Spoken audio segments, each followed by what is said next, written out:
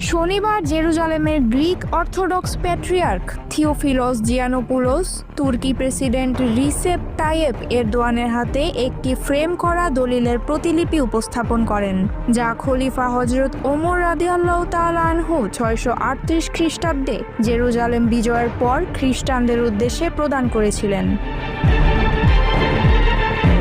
প্রতিলিপিটি ফ্রেমে বাঁধিয়ে তুরস্কে নিয়ে আসেন থিওফিলস। শনিবার 13 সেপ্টেম্বর ইস্তাম্বুলের ডলমাবাহচে প্রাসাদে জিয়ানোপোলোস এবং তার প্রতিনিধি দলকে স্বাগত জানান এরদোয়ান। তখন তিনি তুর্কি প্রেসিডেন্টকে প্রতিলিপিটি উপহার দেন।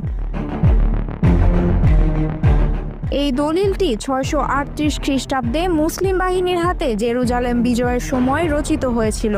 তখন বাইজেন্টাইন শাসনামলে শহরের খ্রিস্টান নেতা প্যাট্রিয়ার্ক সোফ্রোনিয়সের হাতে চুক্তিটি তুলে দেন খলিফা ওমর রাদিয়াল্লাহু তাআলা আনহু।